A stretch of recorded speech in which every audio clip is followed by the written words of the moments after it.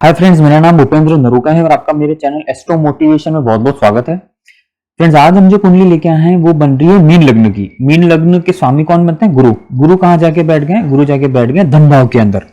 तो लग्नेश का धन भाव में जाना अपने आप में बहुत पॉजिटिव योग है। इसको हम महाधनी योग भी कहते हैं कि अगर लग्नेश का धन भाव में किसी भी तरह से रिलेशन हो जाता है, चाहे वो राशि परिवर्तन योग हो जाए या फिर वो धन भाव से किसी भी तरह से दृष्टि संबंधी बना लेता है, तो ऐसी कुंडली के अंदर हम कहेंगे कि ये महाधनी योग है। ठीक है, अब आप देखिए गुरु यहाँ पे जो बैठे हैं वो अकेले बैठे हैं, तो बिल्कुल भावनाश थ्योरी लगती है। भावनाश थ्योरी क्या लगेगी यहाँ पे? भावनाश थ्योरी ये कहेगी यहाँ पे कि क्योंकि गुरु यहाँ पे इस ग्रह के कारक हैं, कुटुंब के और धन के कारक हैं, और वहां पे अकेले बैठे हैं, तो इस भाव का नाश कर देंगे। भावनाश थ्योरी बिल्कुल वैसे ही एप्लीकेबल होती है जैसे अगर कोई ग्रह जिस भाव का कारक होता है और उस भाव में अकेले बैठ जाएं तो वो उस भाव की हानि करता है, तो ये भावनाश थ्योरी कहलाती है। अब क्योंकि गुरु वहां धन भाव के अंदर या कुटुंब भाव के अंदर अकेले बैठे हैं, तो बिल्कुल ये जरूर है कि 16 साल के बाद अपने कुटुंब से इनको दूर जाना पड़ेगा। अपने कुटुंब से इनको थोड़ी सी हानि होगी। कुटुंब से थोड़ा सा पॉसिबिलिटी है कि जो इमोशनल अटैचमेंट है वो थोड़ा सा कम हो जाए। पैसे से रिलेटेड कभी दिक्कत नहीं आएगी, क्योंकि देखिए धन भाव के स्वामी मंगल जो है वो सूर्य के घर में गए और षष्ठम भाव में गए, तो इस कुंडली के अंदर मंगल वैसे भी जो हैं वो भाग्येश भी होते हैं, नवम भाव के स्वामी भी होते हैं, और षष्ठम भाव में गए हैं, तो इतनी दिक्कत नहीं है धन पॉइंट ऑफ व्यू से। लेकिन गुरु का वहां अकेला बैठना प्राइमरीली आपका जो कुटुंब है उससे थोड़ा सा वैचारिक मतभेद बढ़ाएगी 16 साल के बाद। अब आप देखिए कि यहाँ पे जो पराक्रम भाव के स्वामी हैं, जो यहाँ पराक्रम भाव के स्वामी कौन बन रहे हैं? 2 नंबर मतलब वृषभ राशि। वृषभ राशि के स्वामी कौन है? शुक्र। तो शुक्र यहाँ पे लग्न में आ गए। शुक्र को यहाँ पे एक तो अष्टम भाव की भी जिसको हम कहते हैं राशि है, और पराक्रम भाव की भी राशि है। तो पराक्रमेश और अष्टमेश होके शुक्र जो है लग्न में आए, और लग्न में जिस राशि में आए वो मीन राशि है जिसमें शुक्र उच्च के होते हैं। तो अपनी उच्च राशि में शुक्र का आना अपने आप में मालव्य योग बनाता है। पंच महापुरुष योग के अंदर ये मालव्य योग का निर्माण करता है। अब कुछ लोग कहेंगे, बिल्कुल आप लोग सही कहेंगे कि भाई यहाँ पे मालव्य योग तो बन रहा है, लेकिन आप जो मालव्य योग बना रहे हो वो तो अष्टम भाव का स्वामी योग के बन रहा है, तो क्या मालव्य योग का उतना इंपॉर्टेंस रहेगी? बिल्कुल सही है, मालव्य योग जो है उसकी इंटेंसिटी बिल्कुल वैसी नहीं रहेगी जैसे दूसरे किसी लग्न में देखी जाएगी जहां पे शुक्र अष्टमेश ना हो। पर क्योंकि यहाँ पे शुक्र अष्टमेश होकर भी जिस राशि में आए हैं वो इनकी उच्च राशि है, तो मालव्य योग की इंटेंसिटी 100% नहीं होगी, लेकिन हाँ 70% ये अपना योग जरूर एप्लीकेबल होगा यहाँ पे मालव्य योग। और मालव्य योग अब अष्टमेश होकर शुक्र मीन राशि में आए तो क्या होगा कि मालव्य योग में इनको इनकी पर्सनालिटी बहुत डायनामिक बनाएगा, है ना। इनको स्त्रियों से बहुत फायदा है। इनको अपने घर में कोई भी अगर देवी देवता हैं तो उनके अगर ये दर्शन करके कोई भी काम करने जाती हैं, स्पेशली देवियों की, तो इनको बहुत अच्छा फायदा मिलेगा। शुक्र यहाँ बैठ के इनको सुख सुविधा से रिलेटेड सारे सुख कोई भी ऐसा नहीं होगा कि कोई इनको सुख सुविधाओं में कोई दिक्कत हो रही है। अपनी लाइफ में सुख सुविधाएं बहुत इजीली पाएंगे ये, लेकिन ये सब थोड़े से स्ट्रगल के साथ होगा, क्योंकि देखिए अष्टमेश के स्वामी शुक्र हुए ना, तो थोड़ा सा काम में हर्डल आएगा। पर अपने लाइफ में स्ट्रगल को अपना एक साथी बना लेना है, हार्डवर्क को अपना एक तरह से वेपन बना लेना है इस लाइफ के अंदर, तो ये मालव्य योग जो है इसकी इंटेंसिटी और अच्छी हो जाएगी। तो शुक्र का यहाँ पे मीन राशि में बैठना पॉजिटिव ही है काफी हद तक। अब आप देखिए यहाँ पे सुख भाव के स्वामी जो हैं वो बन रहे हैं बुध, और सुख भाव के स्वामी बुध यहाँ पे देखिए 3 नंबर जो है मिथुन राशि है, तो सुख भाव के स्वामी मिथुन बन रहे हैं, और सप्तमेश जो है या व्यापारी जो है वो भी यहाँ पे मिथुन की ही राशि है या फिर बुध की ही राशि है, मतलब कन्या राशि है। तो मिथुन राशि और कन्या राशि दोनों का केंद्र में आना यहाँ पे दिखाता है कि बुध इस कुंडली में काफी कारक ग्रह कहलाएंगे। अब बुध की सिचुएशन जो है वो लाभ भाव में गई है, जो कि बहुत ही पॉजिटिव है। सुख से रिलेटेड कभी लाइफ में दिक्कत नहीं आएगी, चाहे कितनी भी सिचुएशंस में नेगेटिविटी हो, पर इनको सुख सुविधाएं बराबर मिलती रहेगी। ये दिखाता है कि ऐसे लोगों को जन्म से कभी भी सुख सुविधाओं में कमी नहीं होती है। अब देखिए सुख भाव के साथ साथ ये कन्वीनियंस का भाव भी है ना, ये गाड़ी का भाव भी है, ये आपके मकान का भाव भी है, या आपके गृह सुख का भाव भी है जो चौथा भाव होता है। तो गृह सुख के भाव और सुख भाव के स्वामी का लाभ भाव में जाना बहुत पॉजिटिव पॉइंट है ये। और बुध जो है वो शनि से तात्कालिक मैत्री में भी है। अभी शनि देखिए बुध से 3 घर पीछे हैं, तो बुध की सिचुएशन बहुत अच्छी हुई, तो सुख सुविधाओं से रिलेटेड सिचुएशन बहुत अच्छी हुई इस कुंडली के अंदर। और हर तरीके से यहाँ पे सुख सुविधाओं से रिलेटेड कोई दिक्कत नहीं है और ये बहुत ही पॉजिटिव पॉइंट बनता है कि लाइफ में शान शौकत बनी रहेगी हर सिचुएशन के अंदर। देखिए शुक्र का यहाँ पे लग्न में उच्च राशि का होना ये जरूर दिखाता है कि थोड़ा सा मानसिक शांति बनी रहेगी। और मीन लग्न के लोग वैसे भी थोड़े से संघर्षशील होते हैं, लाइफ में इनके संघर्ष बहुत एसोसिएट होता है। और क्योंकि शुक्र यहाँ पे उच्च राशि में आए लेकिन अष्टमी शुक्र आए, तो ये जरूर है कि थोड़ा सा मेंटल टेंशन थोड़ा सा आदमी को परेशान रखती है, पर वो बहुत बड़ा कारण नहीं बनेगी क्योंकि यहाँ पे सूर्य अच्छी पोजीशन में। अब आप देखिए चंद्रमा यहाँ पे मन के कारक होके स्वग्रही बैठे हैं पंचम भाव के अंदर, तो ये दिखाता है कि इनके जो संतति होगी वो 2 से ज्यादा स्त्री संतति होगी, 2 से ज्यादा जो बच्चे होंगे वो स्त्री होंगी। और यहाँ पे चंद्रमा का अच्छी पोजीशन में आना, चंद्रमा का स्वराशि होना दिखाता है कि पढ़ाई में मन बहुत लगेगा। शुक्र का लग्न में उच्च राशि का होना अष्टमेश होकर फिर भी चंद्रमा क्योंकि यहाँ पे पावरफुल है और चंद्रमा का यहाँ पे पावरफुल होना इनको पढ़ाई पॉइंट ऑफ व्यू से काफी अच्छा सपोर्ट करेगा। पर देखिए सामने से सूर्य की दृष्टि चंद्रमा पे होने की वजह से ये अमावस्या दोष भी बना, तो ये चंद्रमा को स्थिर करने के लिए इनको डेली शिव जी की आराधना करनी चाहिए। शिवलिंग के ऊपर डेली कच्चा दूध और गन्ने का रस चढ़ाना चाहिए जिससे चंद्रमा और अच्छे हो जाएं और ये जो अमावस्या दोष है इससे थोड़े से निजात पाए पढ़ाई में भी, ताकि इनका जो कंसंट्रेशन लेवल है और स्ट्रांग बने।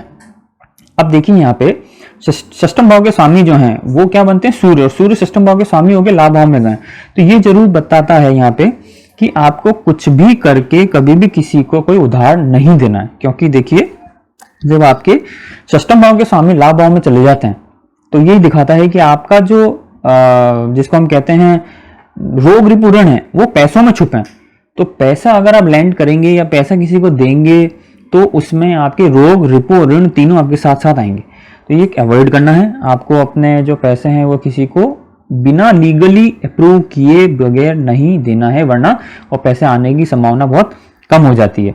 अब आप देखिए कि शनि की दृष्टि जो है वो इनके कर्म भाव के ऊपर भी हो, कर्म भाव के स्वामी भी गुरु यहाँ पे 9 नंबर धनु राशि बनती है, धनु राशि के स्वामी गुरु भी मतलब धनु राशि के स्वामी गुरु इनके धन भाव में चले गए, तो ये बना वापस दूसरा जो सूत्र होता है महा धनी योग का वो एप्लीकेबल हुआ। लेकिन क्योंकि देखिए उच्च राशि के शनि की नीच दृष्टि गुरु पे पड़ रही है तो थोड़ा सा कुटुंब से रिलेटेड थोड़ी सी परेशानी जरूर दिखती है। लेकिन क्योंकि शनि यहाँ पे उच्च राशि के बैठे हैं अष्टम भाव के अंदर तो इनकी आयु की वृद्धि करेगा, आयु इनकी बहुत लंबी होगी, इनका ससुराल बहुत अच्छा होगा, इनको आकस्मिक धन लाभ बहुत अच्छा होगा। इनको कोई भी लॉटरी सट्टे में अगर ये पैसा लगाते हैं तो आकस्मिक धन लाभ की सिचुएशन बहुत अच्छी बनेगी। और शनि की तीसरी दृष्टि जो है वो देखिए इनके कर्म भाव के ऊपर है, तो कर्म भाव के ऊपर दृष्टि होना शनि का ये दिखाता है कि इनके प्रोफेशन बहुत जल्दी जल्दी चेंज होंगे, लेकिन प्रोफेशन कभी भी खाली नहीं बैठेंगे। ऐसा कभी नहीं होगा कि प्रोफेशन चेंज हुआ तो इनको दूसरा प्रोफेशन नहीं मिल रहा है, प्रोफेशन बहुत जल्दी चेंज होंगे लेकिन इनको प्रोफेशन मिलते भी रहेंगे। क्योंकि देखिए शनि जो है यहाँ पे लाभेश भी है और 12 भाव के स्वामी भी है, और शनि का उच्च राशि का होना यहाँ पे विपरीत राजयोग भी बनाता है, तो विपरीत राजयोग की वजह से शनि इनके लिए बहुत पॉजिटिव है। और शनि इस कुंडली में वक्री भी है, तो वक्री शनि वैसे भी बहुत पावरफुल होता है, या वक्री ग्रह कोई सा भी हो बहुत पावरफुल होता है, तो यहाँ पे शनि इनके लिए बहुत पॉजिटिव नजर आएंगे। अब आप देखिए यहाँ पे मंगल जो है वो यहाँ पे धनेश और भाग्येश होते हैं मीन लग्न के अंदर, और मंगल का यहाँ पे षष्ठम भाव में आना बिल्कुल ये दिखाता है कि आपको पैसे किसी को लेंड नहीं करना, जैसे मैंने पहले भी बताया। और भाग्य भाव का स्वामी का यहाँ पे षष्ठम भाव में आना ये दिखाता है कि अपने जो भाग्य है उसको व्यर्थ ना करें, उसको वेस्ट ना करें। आपको जो भी भाग्य से रिलेटेड हेल्प मिलती है लाइफ में उसको यूटिलाइज करने की कोशिश करें, क्योंकि ये भाग्य भाव का स्वामी षष्ठम भाव में जाना थोड़ा सा दिखाता है कि आपको अपनी जो एक आगे स्टेप अहेड मिलेगा लाइफ में, आप उसको खोने की कोशिश करोगे। आपको जो एक सपोर्ट मिलेगा, आपको जो एक थ्रेशोल्ड मिलेगा, आपको जो एक पहले से ही एक ओहदा मिलेगा, वो उस ओहदे को आप पॉजिटिवली एक्सपीरियंस नहीं करते हुए उसको आप वेस्ट करने की कोशिश करोगे, जिससे आपको बचना चाहिए। तो मंगल का यहाँ पे षष्ठम भाव में बैठना आपको ये दिखाता है कि थोड़ा सा आपको जो सपोर्ट मिलेगा भाग्य का उसको वेस्ट नहीं करना है, उसको आपको अपना साथी बना के आगे अपनी लाइफ को और ऊंचाइयों की तरफ ले जाने की कोशिश करनी चाहिए। अब आप यहाँ पे देखिए कि जो लाभेश हैं या जो 12 भाव के व्यय भाव के स्वामी हैं उनका भी इनका विपरीत राजयोग बन रहा है, तो लाभ भाव भी आपके विपरीत राजयोग में छुपा हुआ है। आपके जो लाभ है वो भी संघर्ष के बाद ही लिखे हैं। तो आपको संघर्ष का अपना साथी बना लेना चाहिए, उसमें कोई दो राय नहीं है। अब आप देखिए ये जो इनका जो गण बनता है वो बनता है राक्षस गण। अब राक्षस गण के लोग यूजुअली कलयुग के अंदर वो पॉजिटिव रिजल्ट देते हैं। क्यों? क्योंकि ये लोग प्रयत्नशील बहुत होते हैं और साम दाम दंड भेद से अपना काम निकालने के लिए बिल्कुल अग्रसर रहते हैं। क्योंकि जो मनुष्य गण के लोग होते हैं वो परिस्थितियों से अपना सामंजस्य बिठा लेते हैं और कॉम्प्रोमाइज कर लेते हैं, है ना। जो देवता गण के लोग होते हैं वो देवता गण के लोगों को थोड़ा सा ऊपर से सपोर्ट मिलता है, उनको कॉम्प्रोमाइज कभी करते नहीं है, लेकिन उनको सिचुएशन ऐसी मिल जाती है कि उनको कोई साथ मिल जाता है। लेकिन राक्षस गण उन लोगों के साथ ऐसा होता है कि इनको सिचुएशन भी उल्टी मिलती है और साथ भी नहीं मिलता है, लेकिन अपने गण की वजह से ये हर हालत में अपने उस, चाहे अपना नुकसान हो जाए, चाहे 4 लोगों को मारना पड़े, चाहे 4 लोगों का नुकसान ही करना पड़े, लेकिन अपना फायदा निकालने के लिए ये लोग बहुत अग्रसर होते हैं।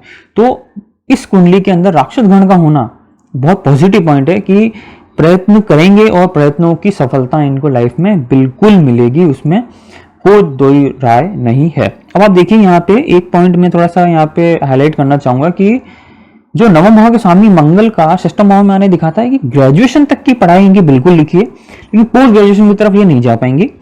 व्यापार अगर ये करना चाहेंगे तो एजुकेशन सेक्टर में इनका व्यापार करना चाहिए। इनकी जो नौकरी भी लगेगी तो वो एजुकेशन सेक्टर से ही लगेगी, क्योंकि देखिए कर्म भाव के स्वामी गुरु बन रहे हैं और व्यापार भाव के स्वामी भी यहाँ पे बुध बन रहे हैं। तो बुध जो है वो वाक चातुर्य के कारक हैं, बोलने के कारक हैं, और 9 नंबर जो है वो धनु राशि गुरु ज्ञान के कारक है। तो ऐसी नौकरी जिसमें ज्ञान बांटने का काम हो वो इनको करनी चाहिए, वो इनको मिलेगी, जिसमें इनको बहुत अच्छा फायदा मिलेगा, उसमें कोई दो राय नहीं है। अगर हम इनकी दशा भी देखते हैं तो दशा इनकी जो है अभी केतु की 2021 तक है। तो केतु की 2021 तक सामान्य प्रगति रहेगी, उसके बाद शुक्र की शुरू होगी और शुक्र इस कुंडली के अंदर कारक नहीं है।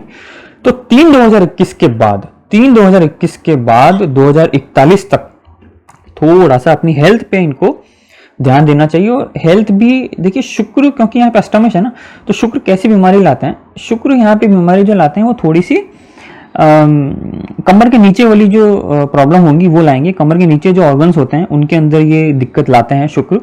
और शुक्र की यहाँ पे पराक्रमेश होके कुंडली में दशा आना और फिर अष्टमेश होके कुंडली में दशा आना, ये थोड़ा सा ये पीरियड दिखाता है कि थोड़ा सा हेल्थ रिलेटेड इश्यूज बने रहेंगे।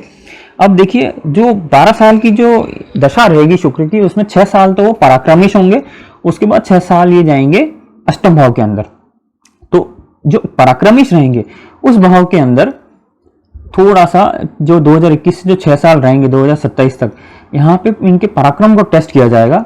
इनके जो ब्रेवरी है, इनकी जो करेज है, इनकी जो हिम्मत है, उसको टेस्ट किया जाएगा। ये शुक्र उस चीज को टेस्ट करेगा, पर इसके रिजल्ट्स बिल्कुल नेगेटिव, हम कहेंगे कि बहुत नेगेटिव रहेंगे, क्योंकि भाई मारक ग्रह की दशा चल गई या फिर अकारक ग्रह की दशा चल गई, तो हम वैसा नहीं कहेंगे। उसका रीजन क्या है कि मालव्य योग बना रहा है, अष्टमेश और पराक्रमेश मालव्य योग बना रहे हैं। तो ये इतनी टेंशन की बात नहीं है, ये 70% पॉजिटिव ही रहेगा। हेल्थ रिलेटेड इश्यू जरूर आएंगे लेकिन वो इसको पार कर जाएंगे। मानसिक टेंशन जरूर आएगी, थोड़ी सी व्यवधान जरूर आएंगे, लेकिन ये उनको बहुत इजीली पार कर जाएंगे। और नेचर में और पर्सनालिटी में बहुत बड़ा एक चेंज दिखेगा, बहुत बड़ा एक जिसको हम कहते हैं कि पर्सनालिटी डेवलपमेंट दिखेगा। तो फ्रेंड्स आज के लिए इतना ही, और अगर आपको ये कुंडली अच्छी लगी हो तो कमेंट बॉक्स में जरूर लिखें। Thank you.